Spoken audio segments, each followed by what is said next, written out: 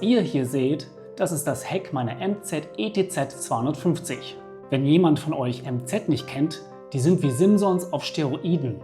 Also größer, stärker, schneller und männlicher. Viele Simson und MZ kommen mit diesen praktischen Gepäckträgern daher. Nur bringen die schönsten Gepäckträger nichts, wenn man nichts daran zu hängen hat. Aktuell sind bei Simson und MZ diese Taschen hier sehr beliebt.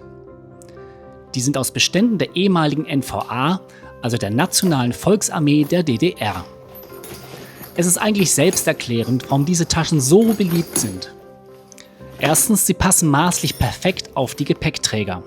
Mit ein paar Kabelbindern, Riemen oder Schlauchschellen lassen sie sich bombensicher befestigen.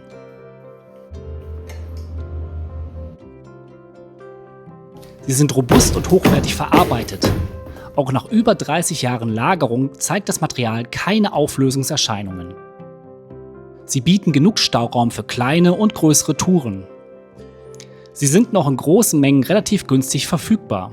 Zurzeit kosten sie ca. 25 € inklusive Versand.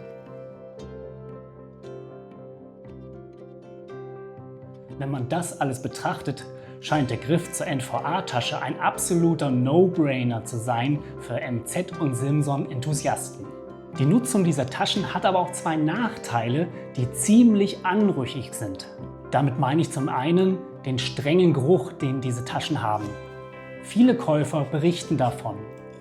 Ich vermute, dass dieser Geruch von der Lagerung kommt. Vielleicht hat irgendein Mittel die Taschen vor Schädlingsbefall geschützt.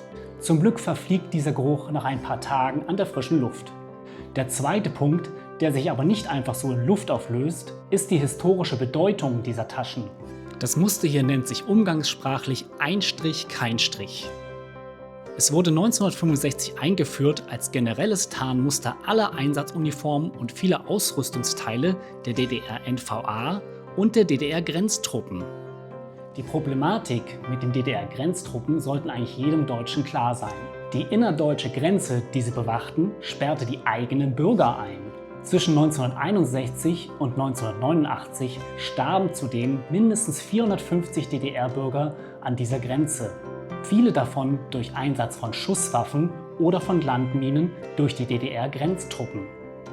Ein Strich, kein Strich steht also für den gewaltsamen Tod von DDR-Bürgern, die sich nicht hinter der Mauer einsperren lassen wollten.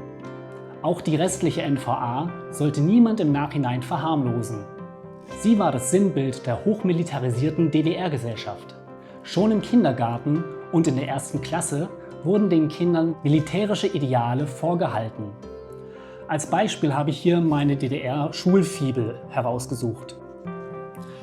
Darin wird anschaulich das Leben eines Soldaten in der DDR und an der Grenze dargestellt. Hier fragt zum Beispiel der Soldat Heinz den kleinen Klaus, was er schon tun könnte, um den Frieden im Land zu sichern. Was meint er damit? Etwa den militärischen Drill in den DDR-Jugendorganisationen? Froh war ich als Schüler auch zu lesen, dass die besten Schützen in der NVA ausgezeichnet wurden. Das waren also Karel, Igor und Klaus. Schön, dass sie sich darüber freuten und gemeinsam feierten, sangen und tanzten. Wenn junge DDR-Männer trotzdem keinen Dienst an der Waffe antreten wollten, wurden sie bestraft, zum Teil mit Studiumsverboten oder gar mit Haftstrafen.